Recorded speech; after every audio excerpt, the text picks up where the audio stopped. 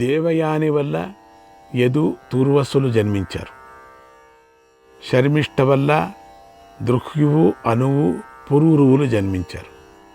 వారిలో యదువు సంతానం యాదువులుగాను, పూరుని సంతానం పౌరవులుగాను ప్రసిద్ధి చెందారు.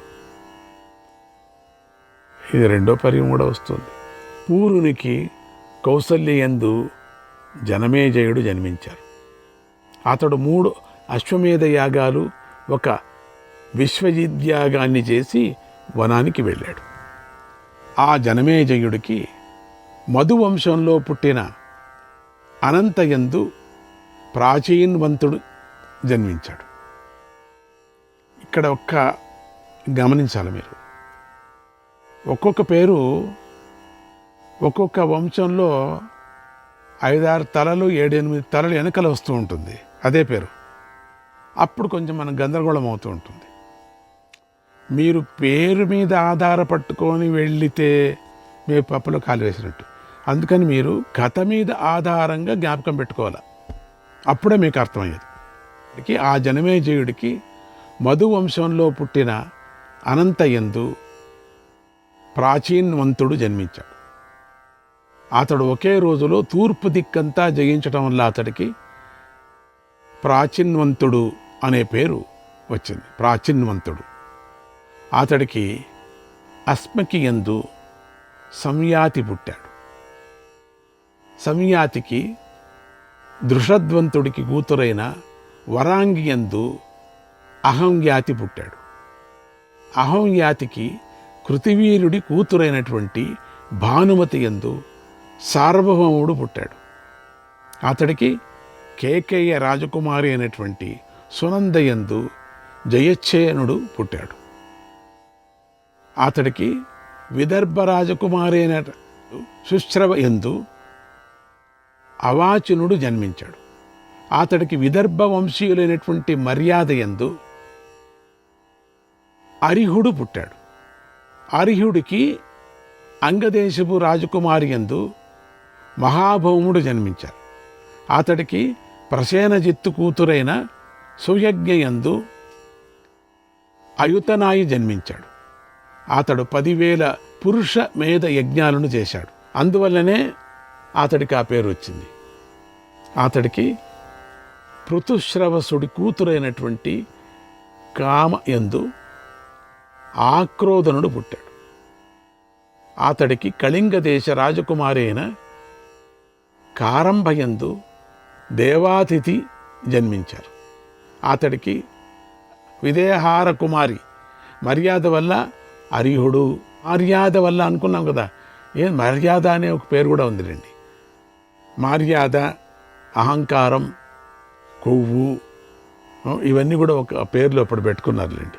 అరిహుడు, అతడికి అంగదేశపు రాజకుమారి సుదేవ వల్ల రుక్షుడు జన్మించారు. రుక్షుడికి తక్షకుడి కూతురైన జ్వాల వల్ల మతినారుడు జన్మించారు. మీరు అనుకోవచ్చు ఇవన్నీ పేర్లు ఎందుకు మనకు, మహాభారతం నేరుగా వెళ్ళిపోయింటే బాగుండు కదా వీళ్ళంతా. అంటే ఈ వంశం ఎట్లా వచ్చింది? 18 అక్షోహిణులు రాజులు ఉన్నారు అక్కడ అంటే లెక్క పెట్టుకోండి. అందుకని వీళ్ళందరినీ చెప్పొద్దు, ఊరికే వాళ్ళందరినీ యుద్ధానికి తీసుకొచ్చి పెట్టి వాళ్ళని చంపేసేయడమే మనము. అట్లీస్ట్ పేరైనా చెప్పుకోవద్దండి మనం. వాళ్ళనిక గెలిచారు, చచ్చారు, ముఖ్యమైనటువంటి వాళ్ళకు 100 మందిలో వాళ్ళు ఒక 100 మంది, ఈ 200 మంది పేర్లు చెప్పుకుంటే మహాభారతం అంతా అయిపోతుంది, చక్కగా అయిపోతుంది. ఇంత కష్టపడి వాళ్ళ రాజుల కోసం నానా అవస్థలు తిప్పలు పడి వాళ్ళ సంబంధాలు పెంచుకొని అట్లీస్ట్ వాళ్ళు పేరైనా చెప్పుకోకపోతే బాగుండదు కదండి. పేరైనా చెప్పుకుందాం. మతినారుడు సరస్వతీ తీరంలో 12 సంవత్సరాలు సత్రయాగాన్ని చేశాడు. యాగం పూర్తి అయ్యాక సరస్వతీ నదీ దేవత మతినారుడి వద్దకు వచ్చి అతన్ని పతిగా వరించింది. అంటే అంత శక్తి గల వాళ్ళు వీళ్ళంతా. వారికి తంసువు పుట్టాడు. తంసువుకు కాలిందియందు ఈలి, ఈలికి, రతంతరియందు దుష్యంతుడు మొదలైన 5 మంది కుమారులు జన్మించారు.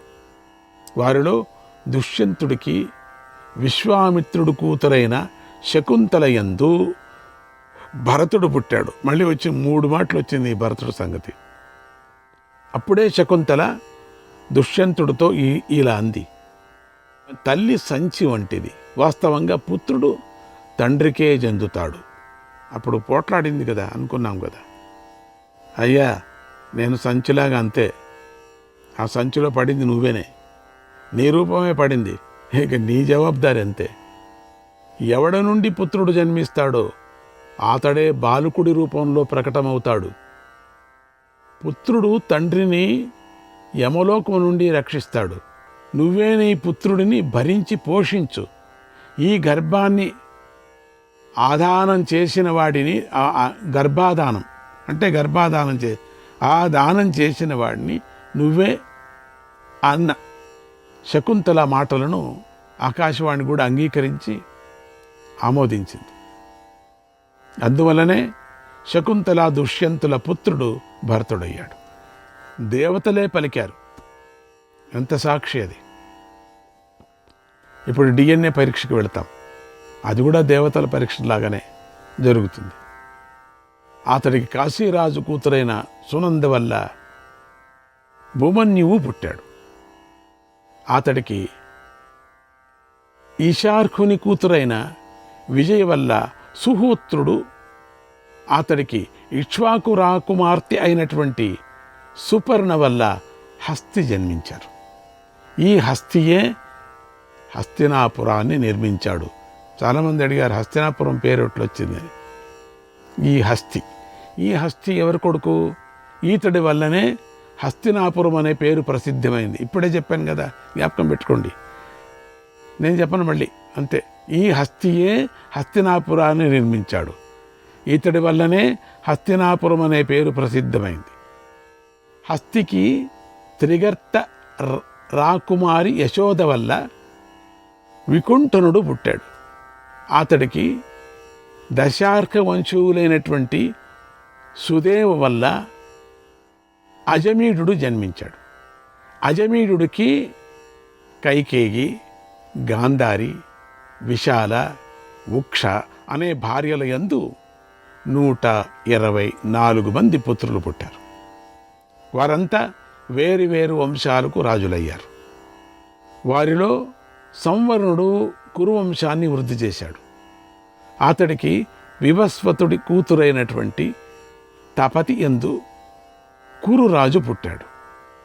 అతడికి దశార్కుని కూతురైనటువంటి శుభాంగి వల్ల విదురుడు, అతడికి మధువంశీయులైనటువంటి సంప్రియ వల్ల అనశ్వుడు, అతడికి మగధ దేశ రాకుమారి అమృత వల్ల పరీక్షిత్తు జన్మించారు.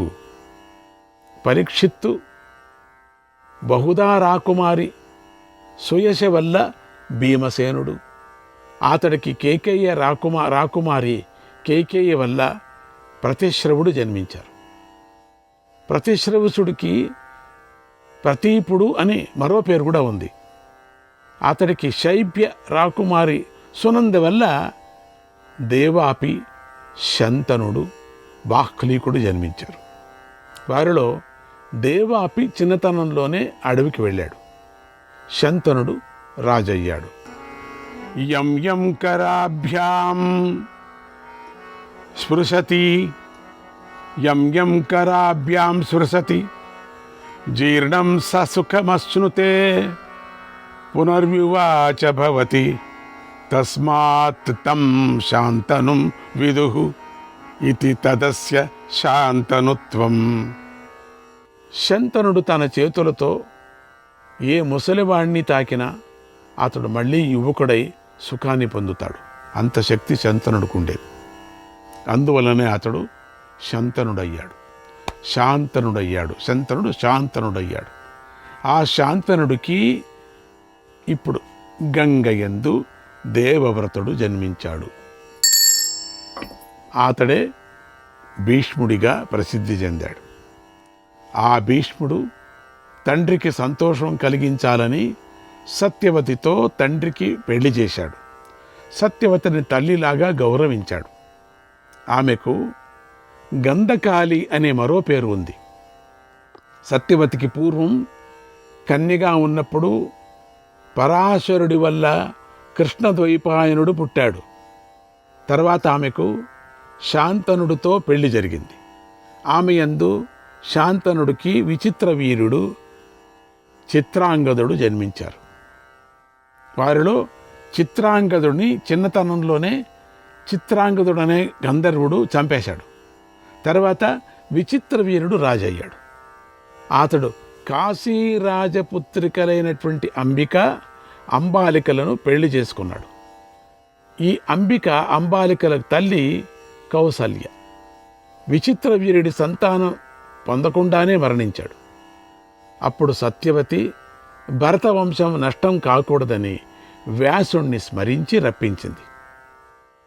అంబిక, అంబాలికలకు సంతానాన్ని ప్రసాదించి భారత వంశాన్ని రక్షించమని ఆదేశించింది. వ్యాసుడు తల్లి మాట పాటించి ధృతరాష్ట్రుడు, పాండుడు, విదురుడు అనే 3 పుత్రులను కన్నాడు. వారిలో రాజైనటువంటి ధృతరాష్ట్రుడికి వ్యాసుడి వరం చేత 100 మంది పుత్రులు పుట్టారు. వారిలో దుర్యోధనుడు, దుశ్శాసనుడు, వికర్ణుడు, చిత్రసేనుడు అనేవారు ప్రధానమైన వారు. వీళ్ళ పేర్లు పెట్టుకుంటే చాలు, అప్పుడప్పుడు నాటకంలో వస్తూ ఉంటారు వీళ్ళు. చాలా పాత్రలు రెస్ట్ తీసుకొని వస్తూ ఉంటారు వీళ్ళు. అందుకని జాగ్రత్తగా వీళ్ళని మాత్రం జ్ఞాపకం పెట్టుకుంటే 100 మంది పేర్లు అక్కర్లేదు, పేరు పెట్టుకోవాలి, పెళ్ళలేదు. వాళ్ళు యుద్ధంలో చూసుకుందాంలేండి వాళ్ళను. ఈ పెద్ద కథకంతా వీళ్ళే ఆధారంగా అప్పుడప్పుడు వచ్చి పోతూ ఉంటారు. మధ్యలో రావటం వెళ్ళటం, మధ్యలో చిన్న చిన్న పాత్రలు, పెద్ద పాత్రలు అట్లా ఉంటాయి వీళ్ళకి. తర్వాత పాండురాజుకు పృథ అనే పేరు గల కుంతి, మాద్రి అనే భార్యలు ఉన్నారు. ఒకనాడు పాండురాజు అడవికి వేటకై వెళ్ళాడు. అక్కడ మృగరూపంలో ఆనందిస్తున్నటువంటి ఋషి దంపతులను చూశాడు.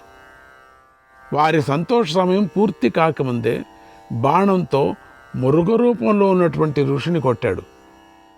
అంటే చూసుకోవాలి కదా, వీళ్ళందరూ రాజ ఋషులట, వీళ్ళ జ్ఞానం ఉందంట. ఏం చేస్తా ఒక్కో పరి తప్పు చేసేస్తారు వీళ్ళు. ఎందుకంటే ఋషులందరూ కామరూపులు. కామరూపులు అంటే ఇష్టం వచ్చిన రూపాన్ని తీసుకొని వెళ్ళేవాళ్ళు అని అర్థం. అక్కడ మృగరూపం తీసుకున్నారు వాళ్ళు, ఆ ఋషులు. తెలియలే, మృగం అనుకొని కొట్టాడు. వాళ్ళిద్దరూ మాట్లాడుకుంటూ ముద్దులు పెట్టుకుంటూ ఉండే సమయంలో కొట్టిపడేశారు. అందుకు ఋషి కోపించి, నా ఆనందాన్ని పొందకముందే నన్ను చంపావు కాబట్టి నువ్వు కూడా కామాసక్తుడివై స్త్రీని తాకిన క్షణంలోనే మరణిస్తావని శపించాడు. అప్పటి నుండి పాండురాజు ఋషి శాపం నుండి తప్పించుకోవాలని భార్యలను సమీపించలేదు. పట్టుకొని చచ్చిపోతాను కదా, ముట్టుకుంటే చచ్చిపోతాం, ఏంటి కదా, శాపం కదా. ఈ విషయాన్ని భార్యలతో చెప్పి కుంతితో ఇలా అన్నాడు, సంతానం లేని వారికి పరలోకాలు లేవని నేను విన్నాను, అందువల్ల నువ్వు నా కోసం పుత్రులను కను అన్నాడు. కుంతి అలాగేనని ధర్మదేవుని వల్ల యుధిష్ఠిరుని, వాయువు వల్ల భీమసేనుణ్ణి, ఇంద్రుడి వల్ల అర్జునుడిని పొందింది. పాండురాజు ఆనందించప్పుడు నీ సవతికి సంతానాన్ని కలిగించమని కోరగా తన విద్యను కుంతి మాద్రికి ఇచ్చింది. ఆ విద్యతో మాద్రి అశ్వినీ దేవతల వల్ల నకుల సహదేవులను కన్నది.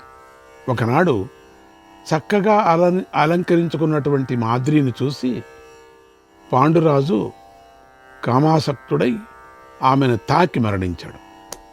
ముట్టుతూనే మరణించాడు. మాద్రి తన కుమారులను కుంతికి అప్పగించి భర్తతో సహగమనం చేసింది. అనంతరం మహర్షులు కుంతితో పాటు పాండవులను హస్తినాపురానికి తీసుకొచ్చి జరిగిన విషయాలను చెప్పి భీష్మ, విదురాదులకు అప్పగించారు. భీష్మ విదురుడే కదా పెద్దవాళ్ళప్పుడు. వారు చూస్తూ ఉండగానే మహర్షులు అంతర్ధానమైపోయారు. అక్కడ దేవలోకం నుంచి వచ్చిన మహర్షులు పలికే సమయంలో పూలవాన కూడా కురిసింది. దేవదుందుబులు మ్రోగాయి. ధృతరాష్ట్రుడు మొదలైన వారు పాండవులను ఆదరించారు. లేకపోతే ఆదరించరు కదా.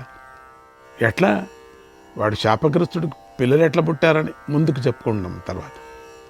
పాండవులను ఆదరించారు. పాండవులు తండ్రికి ధర్మబద్ధంగా అపరక్రియలు చేశారు. అక్కడ నివసిస్తున్న సమయంలో దుర్యోధనుడు చిన్నతనం నుంచే పాండవులను సహించలేకపోయాడు. అతడు పాప స్వభావం కలవాడు. తన రాక్షస బుద్ధితో అనేక ఉపాయాలు పన్ని పాండవులను బయటికి పంపించాలటానికి ప్రయత్నించేశాడు.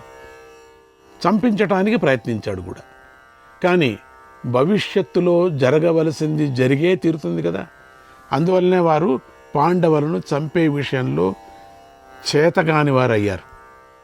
తర్వాత ధృతరాష్ట్రుడు ఏదో సాకు చెప్పి పాండవులను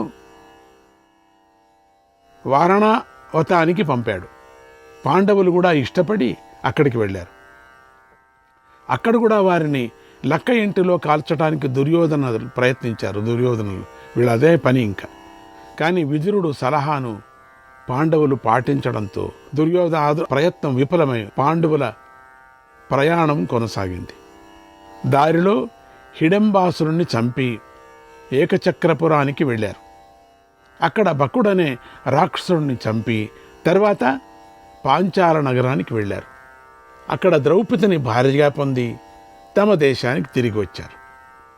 ద్రౌపది యందు యుధిష్ఠిరుడు, ప్రతివింధ్యుడు, భీముడు, సుతసోముడు, అర్జునుడు, శృతకీర్తి అంటే నకులుడు, శతానికుడు, సహదేవుడు, శృతశర్మ అనే పుత్రులు పొందారు. తర్వాత ధర్మరాజు శిబుదేశపురాజైన గోవాసునుడి కూతురు దేవికను పెళ్లి చేసుకున్నాడు. ఆమె యందు యౌధేయుడు అనేటువంటి పుత్రుణ్ణి పొందాడు. భీమసేనుడు కాశీకి వెళ్ళి బలపరాక్రమాలను శుల్కంగా పెట్టి కాశీరాజపుత్రి అయినటువంటి బలంధరను పెళ్లి చేసుకున్నాడు. వారికి సర్వగుడు పుట్టాడు. అర్జునుడు ద్వారకాకు వెళ్ళి కృష్ణుడి సోదరి అయినటువంటి సుభద్రను పెళ్లి చేసుకున్నాడు. వారికి అభిమన్యుడు పుట్టాడు. శ్రీకృష్ణుడికి అతడంటే ఎంతో ఇష్టం.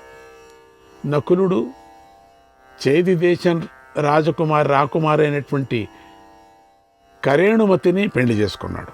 వారికి నిరమిత్రుడు పుట్టాడు. సహదేవుడు మాద్రరాజు ద్యుతిమంతుడి కూతురైనటువంటి విజయను వివాహం చేసుకున్నాడు. వారికి సుహోత్రుడు పుట్టాడు. భీముడు పూర్వమే హిడంబియందు రాక్షసుడైన ఘటోద్గజుడనే పుత్రుణ్ణి కన్నాడు. ఇప్పుడు అసలైన భీముడు కథ ఇది. అప్పుడెక్కడో భీముడు వచ్చాడు, అది కాదు. ఇలా పాండవులకు 11 మంది పుత్రులు ఉన్నారు. వీరిలో అభిమన్యుడు వంశవృద్ధి కారకుడయ్యాడు. అభిమన్యుడు విరాటరాజు కూతురైన ఉత్తరను పెళ్లి చేసుకున్నాడు. ఆమె యందు అతడికి మృత శిశువు జన్మించింది.